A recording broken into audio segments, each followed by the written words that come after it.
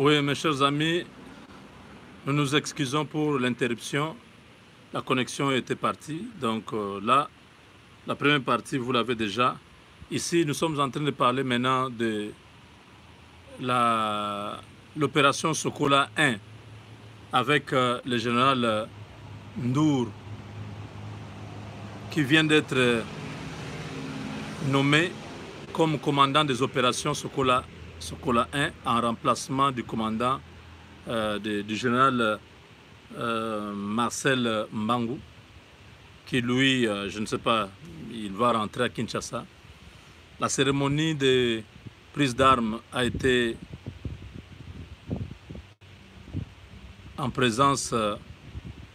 effectuée en présence du chef d'état-major général, le général d'armée Célestin Mbala. Il était lui-même à Béni. Donc c'est une grande et bonne nouvelle pour tous les habitants de l'Est du Congo qui vont voir des jours meilleurs désormais. Les unités de la police ont été renforcées, les unités de l'armée ont été renforcées, tous les moyens ont été mis à leur disposition pour que tous ces hors-la-loi soient traqués et neutralisés. Je pensais que beaucoup de journalistes congolais, beaucoup de mes compatriotes qui sont dans les médias en ligne pouvaient ne fût-ce que commenter sur cette actualité-là, parce que chaque fois qu'on tue les gens crient « Ah, il y a toujours des morts à l'est du Congo ». Maintenant qu'il n'y a pas les morts à l'est du Congo, pourquoi vous n'en parlez pas? C'est comme si quand il y a des morts, ça vous fait plaisir d'en parler. Quand il y a la calmie, il y a la paix, il y a un changement, une évolution positive, vous ne voulez pas en parler. Donc ça, c'est vraiment dommage. J'aurais souhaité que tout le monde en parle. Quand on tue les gens à Béni, tout le monde est triste, tout le monde est choqué. Mais quand aujourd'hui il n'y a plus de tueries à Béni, il y a un nouveau leadership militaire qui est en place, impulsé par le commandant suprême, le chef de l'État, tout le monde devait ne fût-ce que soutenir cette action-là pour décourager ces bandits qui étaient en train de protéger leurs intérêts économiques, les minerais qu'ils étaient en train de commercialiser là-bas. À la place, ils tuaient les autochtones pour remplacer par une population inconnue. Donc, pas inconnue, les Rwandais.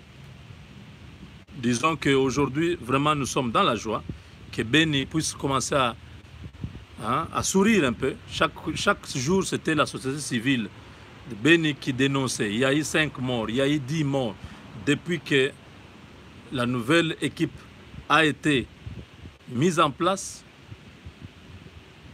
c'est comme s'il y a quelque chose qui s'est passé. Là, ça transparaît qu'il y avait une complicité. Comment l'ancien général est écarté avec ses hommes, automatiquement, curieusement, il n'y a plus de morts. Qu'est-ce qui s'est passé?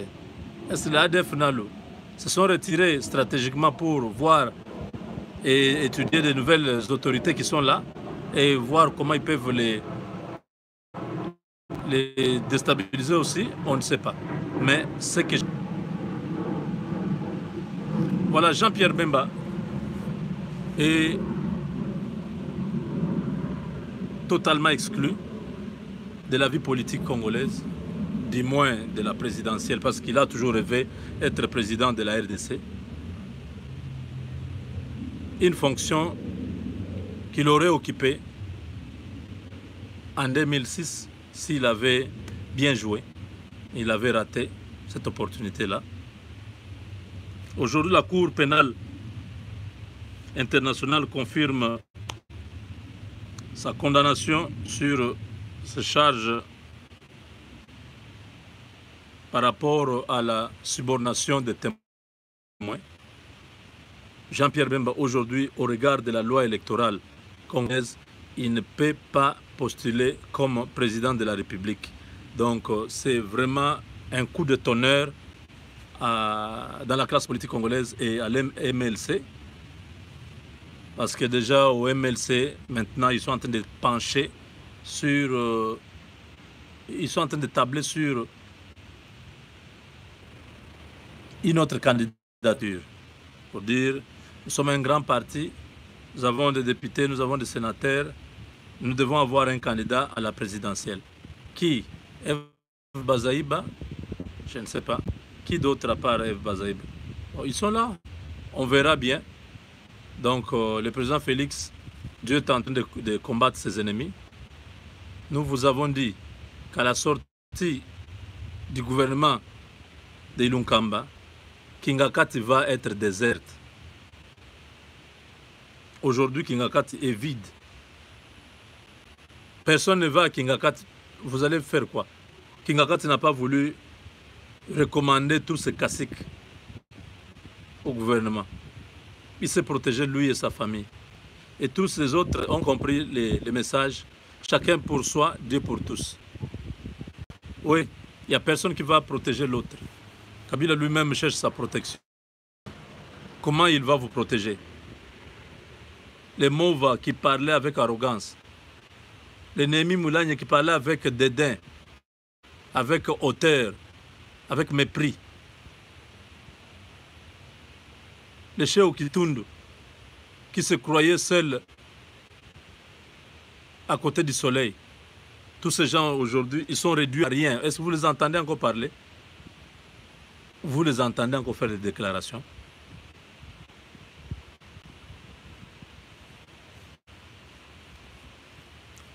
Ramazan Chadar dit Kabila c'est le seul grand prêtre au Congo. Jean-Marc Aboundela a répondu, dit le grand prêtre au Congo aujourd'hui, Félix Tshisekedi. Parce que qui est président? C'est pas Kabila. Ces gens-là, les Chadar, ils continuent à faire ce bruit-là pour se faire bon chez Kabila. Mais Kabila n'a plus besoin de tout ça. Toute cette flatterie-là, Kabila n'en a plus besoin. Il a des problèmes personnels. Il a déjà beaucoup d'argent. Il ne veut pas se mettre dans les travers de la justice ni internationale, ni congolaise. Il veut vivre sa vie paisiblement. Il sait qu'il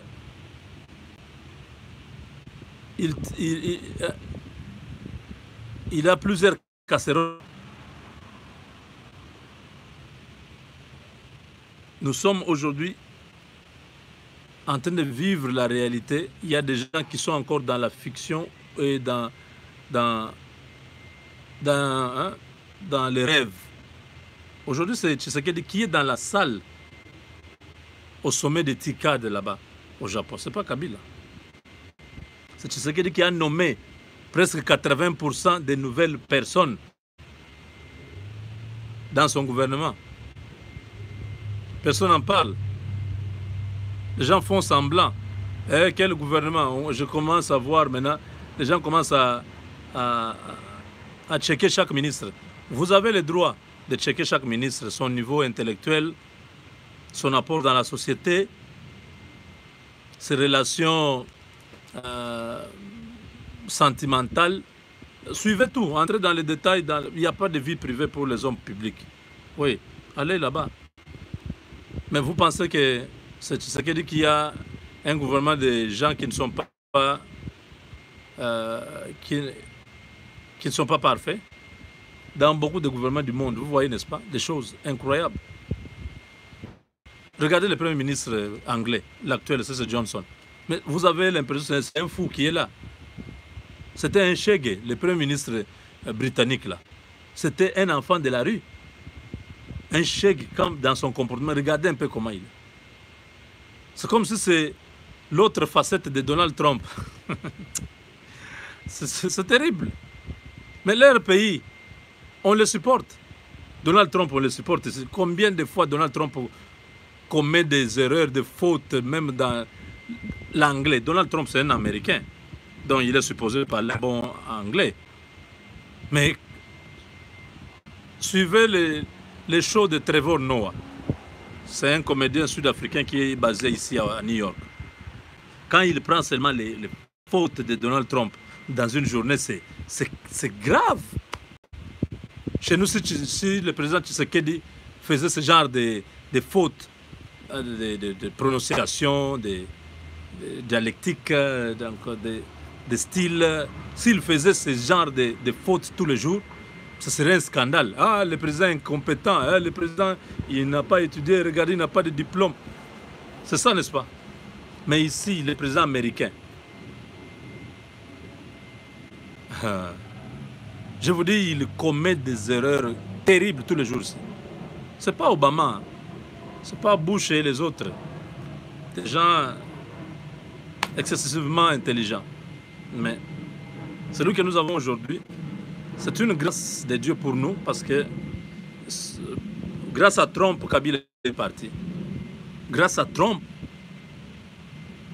aujourd'hui, Tshisekedi a un partenariat privilégié avec les Américains. Grâce à Trump, les États-Unis se mobilisent pour marcher la main dans la main avec la RDC. Mais c'est Trump, sur le plan diplomatique. Il vient de faire une histoire en France, là. Tout le monde l'attendait à une réunion. Il a refusé de partir. Comme ça, il change, même en public. Il bouscule les autres, hein, les autres officiels, ministres ou premiers ministres, tout ça. Il fait des choses incroyables. C'était Félix. Ce détracteur dirait beaucoup de choses. Je dis bien les fautes de grammaire, de prononciation, de ceci. Il dit, ce qui vient dans sa tête, c'est ce qu'il dit. Trump, que vous voyez là. Mais ce n'est pas autant qu'il est président des États-Unis. Sa population, son peuple le soutient, l'accepte, c'est leur président. Chez nous, oh, au lieu de dire les, il a dit là, la bureau.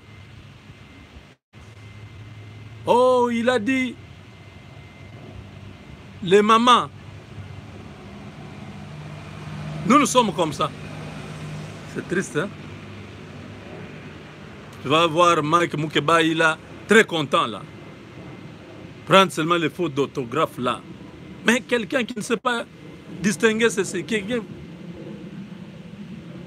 Ça dépend. Est-ce que dans la gestion, il est bon? Est-ce que le peuple se retrouve? C'est ce qui est important. Il a mal parlé, il a mal prononcé. Ça compte en quoi? Ici, tant que les peuples américains se retrouvent, l'économie américaine est au top. Ici, oui. Le salaire minimum garanti a été rehaussé. Ici, aux États-Unis, moi, quand je suis arrivé, j'ai fait un petit boulot là à l'aéroport de 7 $ par heure. Aujourd'hui, ce n'est plus 7 $. C'est dans 12 $ l'heure. Regardez un peu cet écart-là. Ça, c'est grâce à cette administration que nous avons. Est-ce que le peuple se retrouve? Est-ce que les choses avancent? Ça va. Le reste, qu'il parle mal, bon, on ne sait pas. Un président de la République n'est pas forcément un professeur de français ou professeur d'anglais pour les Américains. N'est-ce pas? Non, disons-nous la vérité.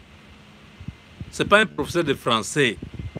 Il peut avoir les diplômes, tout ça, mais il arrive des fois la fatigue, ceci. Quelqu'un peut dire autre chose. Ce n'est pas autant que cette personne-là démérite. Nos critères d'évaluation sur le plan de la prestation, des fois nous allons ailleurs. Nous laissons l'essentiel. Nous ne voyons pas. Tu sais qu'il est en train de construire les routes? Oui. Est-ce que les routes là pour les construire, il faut construire ça en français? Non. Tu sais qu'il dit construire les écoles pour les militaires, pour son programme dans les programmes de 5 ans. Il a prévu combien d'écoles à travers la République? Est-ce qu'on est en train de construire ça dans chaque province? Il y a quelque chose que le président, sous son mandat, cela s'exécute. Si ça s'est fait, mais qu'il parle bon français, qu'il parle mauvais français. Ça, c'est la culture occidentale où on vous dit que non, celui-là, il raconte des choses, il confond le tout, les adjectifs, les articles, même les pronoms possessifs. Il maîtrise la conjugaison, vous savez le temps, il commence avec vous et il termine avec tu. Vous savez que nous étions partis, mais toi aussi, tu n'étais pas venu. Bon, quelqu'un peut dire comme ça, est-ce que vous n'avez pas entendu? Les gens disent, ah, Moubenga, là tu commences à dire seulement... Non, non, je ne dis pas que Tshisekedi parle mal. Vous savez tous qu'il parle très bien français par rapport à beaucoup de politiciens que nous avons chez nous. Mais j'étais en train seulement de vouloir attirer votre attention sur le fait que des fois nous nous attardons sur des choses qui ne sont pas essentielles pour un président.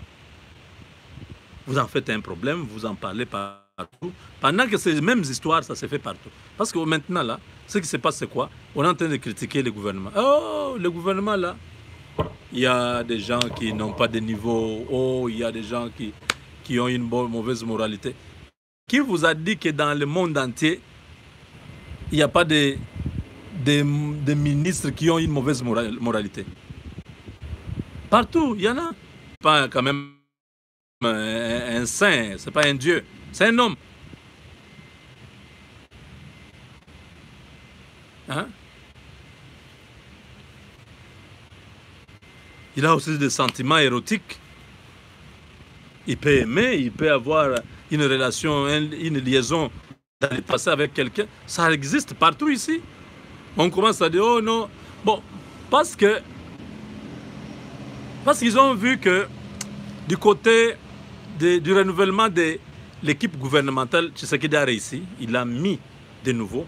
Donc il a respecté sa parole au lieu que nous puissions l'encourager. J'avais acclamé ce jour-là. J'acclame encore, Monsieur le Président.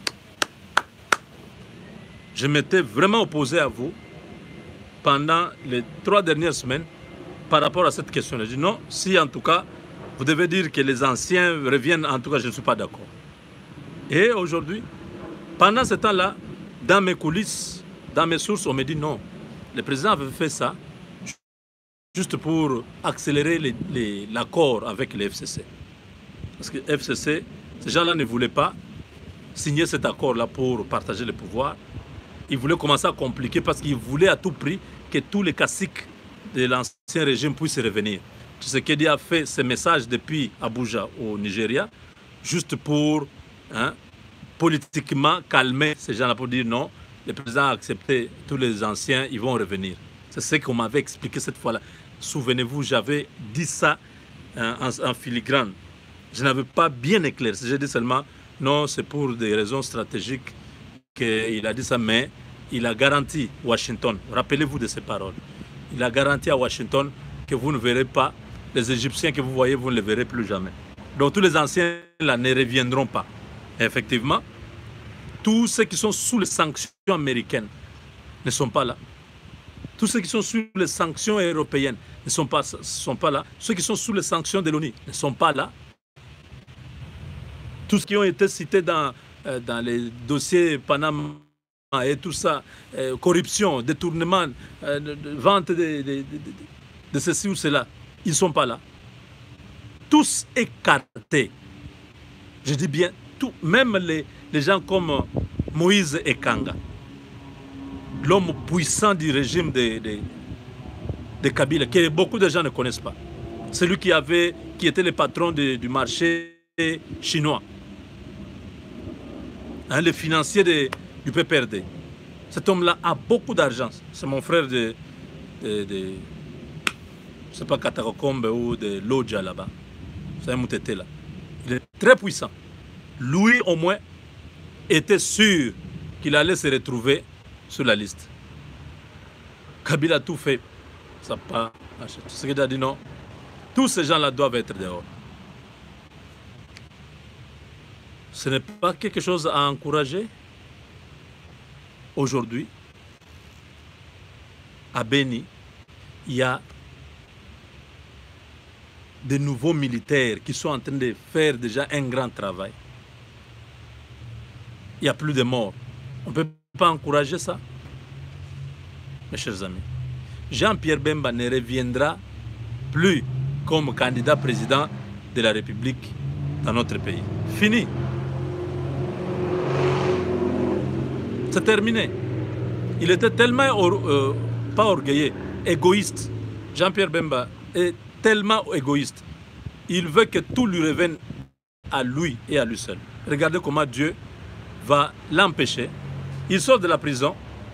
C'est lui qui est venu avec ces histoires de la Mouka ici, pour venir diviser Tshisekedi avec les autres. Parce que pour lui, il voulait que ce soit lui. Il est venu directement à Kinshasa, il s'est enrôlé, il est allé au Sénat, il a touché son argent, il est allé à Guémena et puis il est rentré à Rome. Quand on écarte Katumbi, l'homme dit non, non, il ne faut pas que Tshisekedi devienne président. La haine, la mauvaise foi, la jalousie l'a amené là où il est aujourd'hui. Il a tout perdu. Tshisekedi va avoir un deuxième mandat en 2023. Mais ce n'est pas tout. Hein. La présidence n'est pas l'unique poste qu'on peut avoir dans un pays. Si Jean-Pierre Bemba tient à rester dans la politique, il peut continuer. Il peut être, je ne sais pas, gouverneur de l'Équateur, il peut être ministre, il peut jouer un rôle, mais attendre que le président Tshisekedi puisse ordonner qu'il y ait des réformes, qu'on puisse changer la loi électorale pour que Jean-Pierre Bemba rentre, non, ça c'est injuste. Si on doit faire que la loi puisse être taillée sur mesure pour certaines personnes, là, alors ce n'est plus objectif. C'est plus objectif, ça devient subjectif pour satisfaire certaines personnes. Moïse Katumbi ne veut plus de la Mouka, il veut créer son propre parti. Vous voyez, n'est-ce pas? Donc Moïse Katumbi ne sera plus avec la Mouka, il va faire son propre parti, il va évoluer avec ses fidèles. Martin Fayoulou aujourd'hui, dans une tour de Babel, confondu totalement, Martin Fayoulou se retrouve avec l'homme qui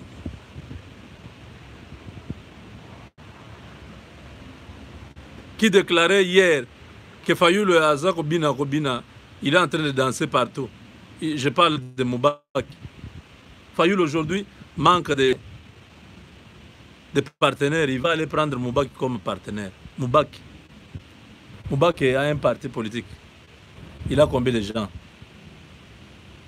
qui vont soutenir Fayoulou? Même s'ils veulent vraiment qu'en 2023, Fayoulou revienne encore. En 2023, ça ne sera pas facile. Hein? Peut-être nous tous là, nous serons là pour soutenir le président Félix avec les partis que nous allons créer. Oui, je vais créer mon parti. J'attends vos propositions. Ah mon Dieu. Oui, nous venons. Bientôt vous saurez le nom. C'est extraordinaire. Oh mon Dieu, j'imagine. Quand je fais la combinaison de tout ce que... Hey, c'est parti là. Ah. Oh là là. Fayoulou. On ne sait pas. Moubaki. Je vais rester avec Moubaki maintenant et Tompangi. Mouzitou. Ça c'est perdu, non? En 2023, vous aurez peut-être 1%. En 2023. Ça sera même la honte. Je crois que vous allez retirer la candidature. Parce que tu ne vas pas pardonner. Au Congo, il y aura seulement cash. Bon, FCC, s'ils veulent continuer, je ne sais pas pendant combien de temps ils vont tenir, parce que le FCC, là, c'est fini. FCC, oh oui, c'est parti. Pas entendre parler. Je vous avais promis qu'après la publication des résultats, la publication du gouvernement, le FCC disparaît. Parce qu'il n'y aura personne qui va leur garantir encore le pouvoir s'ils ne sont pas avec Félix Tshisekedi. Le président, au début, ça nous faisait tous peur. Sa sécurité, même maintenant, il faut toujours qu'il soit, même si sa sécurité, ça va, mais il faut toujours tenir à ça parce que ces gens-là, ils ne sont pas à mépriser. Mais le président est en train de s'affirmer. Son pouvoir est en train d'être solidifié progressivement. Beaucoup de nations, comme le Japon aujourd'hui, Ça, c'est maintenant, le pouvoir est là. Vous comprenez? Le pouvoir, il a ça. En 2023, selon mon analyse, il pourra y avoir peut-être trois poules. Le poule de Katoum qui n'est pas encore bien dessiné. Les trois là vont s'affronter en 2023. Tout ce qui est dit avec mandat de 5 ans. Oui, mais le préalable, c'est l'IDPS. Il faut qu'il y ait vraiment de l'organisation à l'IDPS. J'ai suivi l'audio où le secrétaire général Kabouye est en train de...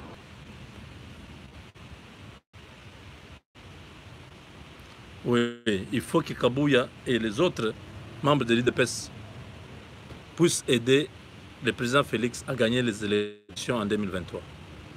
Ce qu'ils sont en train de faire là, c'est très dangereux. Donc voilà. Qu'est-ce que j'ai oublié encore?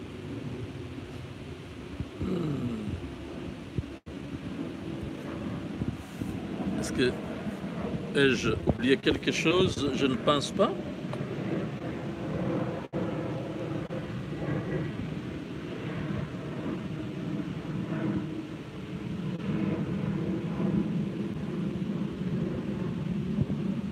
Donc, ce que je vous avais parlé, n'est-ce pas? Vous voyez là? C'est ça, les deux généraux plutôt, qui font la passation, la prise d'armes à Beni. Vous voyez? C'était aujourd'hui. L'entrant et le sortant.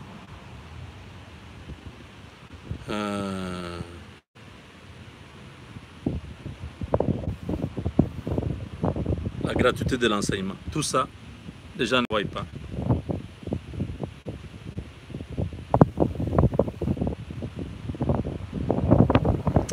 Donc,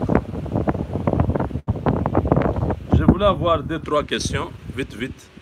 Hein, Monsieur le Président, salut à vous depuis les États-Unis avec votre délégation.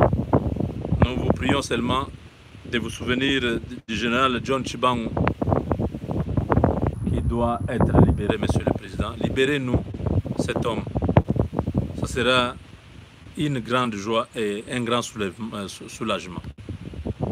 Nous avons vraiment besoin de votre implication, que ces frères recouvrent la liberté.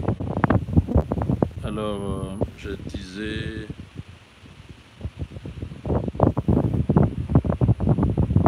C'est quoi même ça? Ok.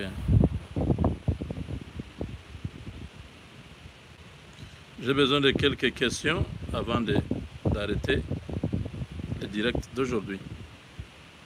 La première question, c'est quoi?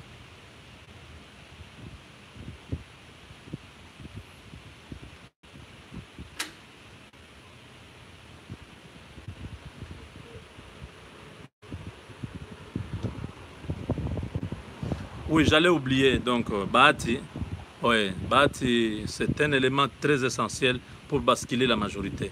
Ça, nous l'avons parlé avant la publication de ces résultats de ce gouvernement. Donc, il faut vraiment attendre. Beaucoup de choses peuvent arriver au mois de septembre ici.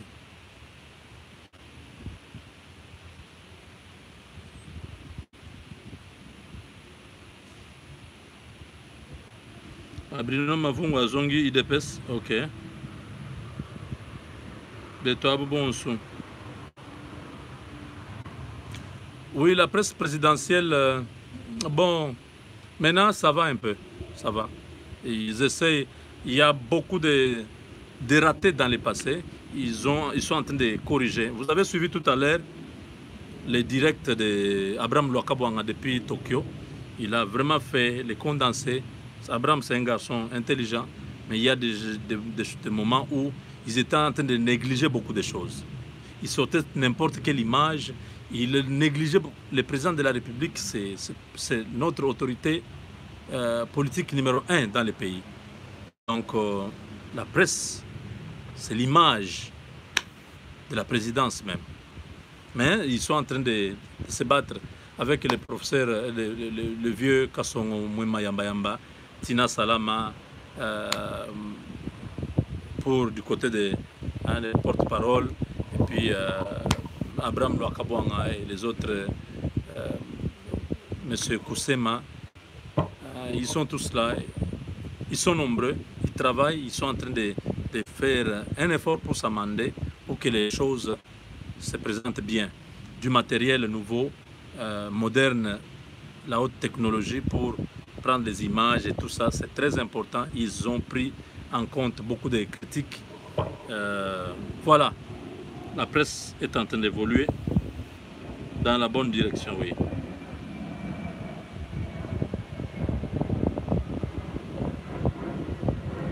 Bahati, je vous ai dit que c'est un électron libre maintenant.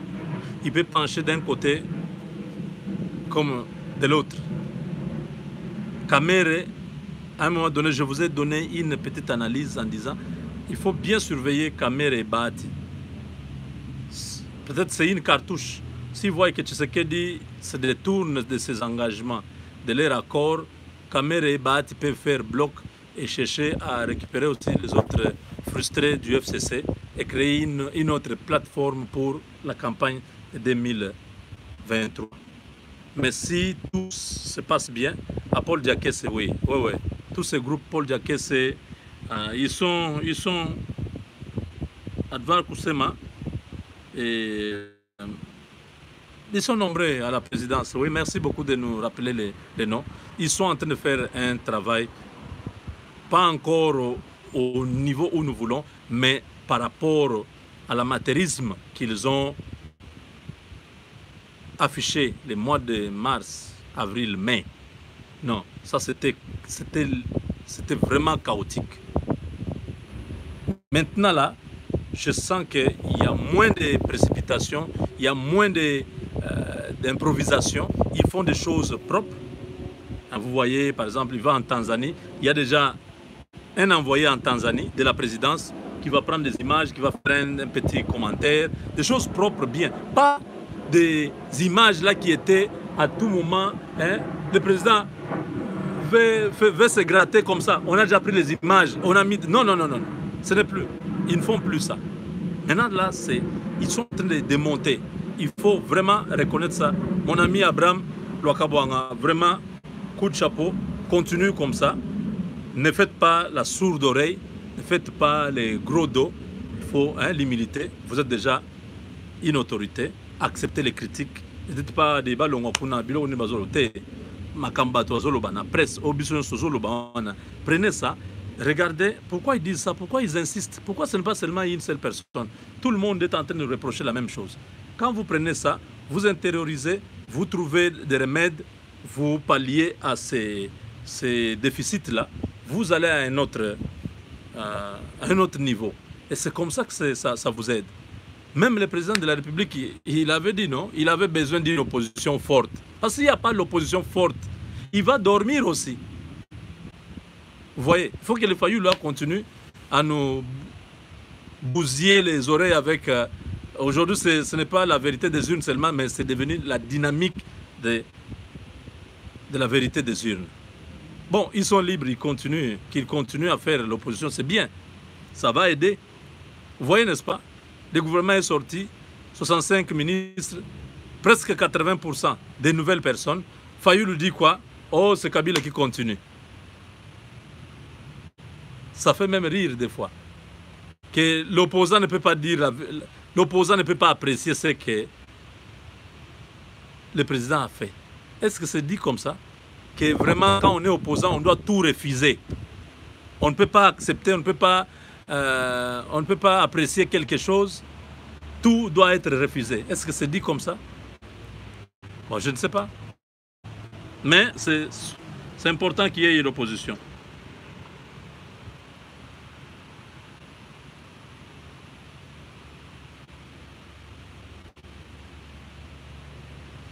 Bon, Rouberwa, c'est le produit des accords. Hein. Il n'y a rien à mystifier là-bas. Rouberwa sera là et son dossier est déjà connu. Lui-même, le président, avait refusé ce dossier-là. Donc, s'il l'a mis là-bas, c'était pour pour éviter qu'il y ait encore des prolongations. Le gouvernement va sortir aujourd'hui, va sortir demain. Les deux noms là. Bon, ça va. On avance, mais nous prenons des dispositions. C'est tout. Roubero ne bougera pas. Roubero, avec ses frères rwandais, n'ont pas pu avoir le Congo pendant 20 ans. Ils n'auront pas ce Congo-là aujourd'hui avec un Congolais à la tête du pays. Non, c'est impossible. Parce que ce Congolais qui est à la tête du pays n'est pas seul. Il a 80 millions de personnes derrière lui, qui le surveillent matin, midi, soir. Quand Tshisekedi va à gauche, les gens regardent. Pourquoi il est allé à gauche? Quand il va à droite, non, mais pourquoi il est à droite? Ce qui m'avait étonné, c'est seulement la déclaration à Abuja. Oh non, si vous voyez qu'il y a des anciens dans le gouvernement, ne soyez pas, frustrés. Vous voyez seulement cette parole-là. Lui a dit ça, mais le bruit, c'était terrible. Les Congolais étaient fâchés, c'était grave. Pour vous dire quoi? Que le président Félix n'a pas droit à l'erreur. On le surveille mot à mot, pas à pas. Tout ce qu'il fait, nous tous nous sommes en train de regarder. Vous voyez là, je suis en train de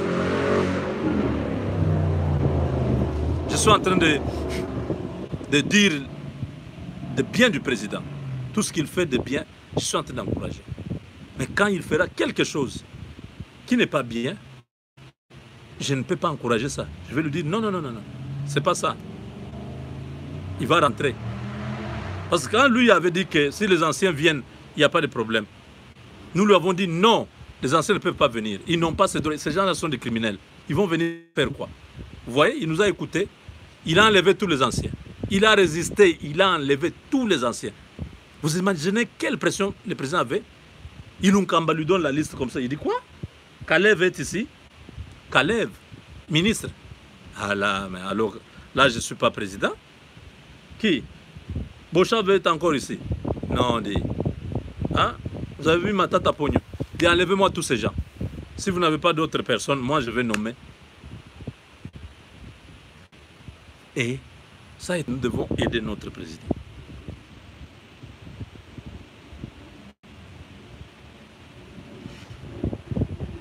Oui, mais tous ces gens-là, il faut qu'il y ait ouverture. Si Kabouye et les autres ne sont pas ouverts, ce sera difficile que les autres rentrent.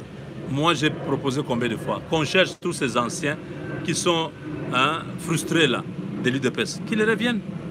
Ce sera une force pour tout le monde. Surtout pour le président. Oui.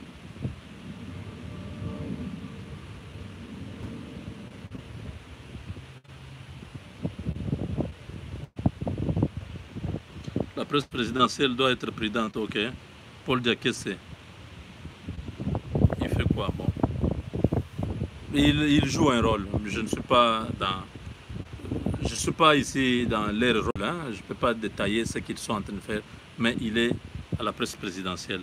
On reviendra peut-être pour parler de ce qu'ils font prochainement. Je n'ai jamais vu un politicien versatile comme Fayoulou. Oui, Fayoulou, c'est bon. Laissez-le, il a choisi son chemin.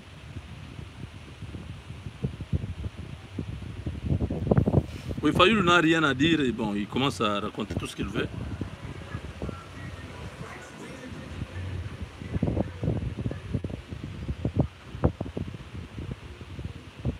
Ah, Robert dit qu'il est né à Fizi, il a fait des études universitaires à Lubumbashi.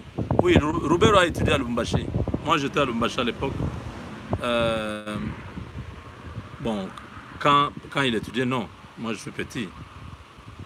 J'étais à Lubumbashi, j'ai trouvé qu'il était déjà avocat. Il avait un cabinet là-bas et on priait dans la même église. Robert a prié à Vienvois, l'église de Pasteur Lukusa à Lubumbashi. C'est là que Robert a prié. Donc, c'est notre frère de l'église.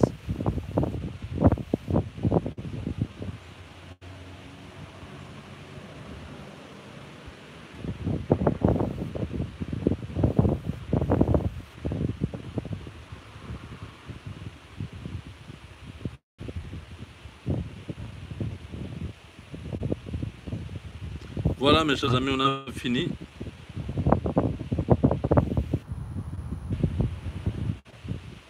Oh, les voyages du président au Japon, ça nous rapporte beaucoup. Des investissements japonais seront à Kinshasa.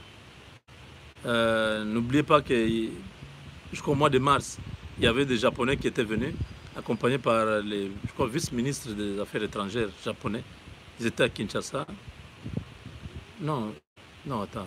Non, ça doit être certaines entreprises japonaises qui étaient venues à Kinshasa dans le cadre des investissements. Le Japon est très intéressé à pouvoir travailler avec la RDC. Le président Félix était, et jusque-là, il est parmi les présidents qui sont très sollicités. Parce que les autres présidents là, dans leur pays, il y a quoi? C'est vrai, il est président de son pays, je ne sais pas, Bénin, ou je ne sais pas, Togo. Mais ils ont quoi de plus spécial là-bas? Ils ont des petites histoires qui sont là-bas. Peut-être l'uranium, les arachides. Et au Congo, vous avez, c'est un pays continent. Alors, il ne faut pas dire que nous sommes tous présidents, on n'a pas les mêmes niveaux. Le président du Congo, c'est un président qui est plus que beaucoup de présidents africains. Il faut le savoir.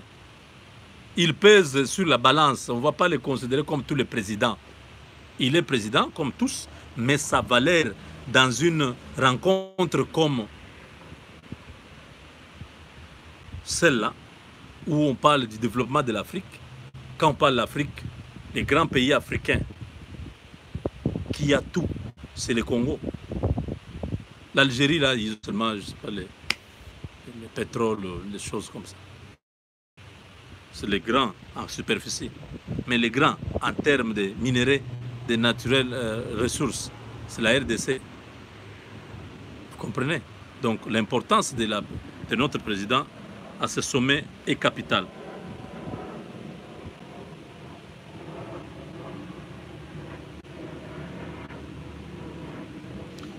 Ceux qui demandent toujours mon numéro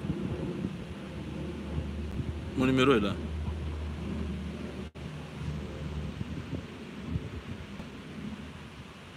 Voilà, vous avez mon numéro, vous qui venez de demander le numéro, vous l'avez, je viens de l'écrire. Oui, les Japonais sont mieux que les Chinois, ça c'est vrai.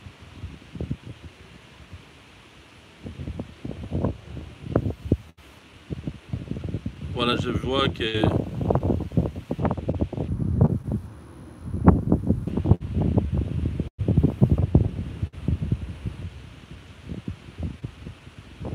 Voilà, on a terminé. Merci beaucoup.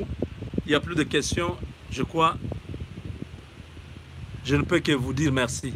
Merci d'avoir été nombreux dans ce direct. Le premier direct qui s'était coupé, regardez ça, nous avons parlé une partie des choses là-bas. On parle.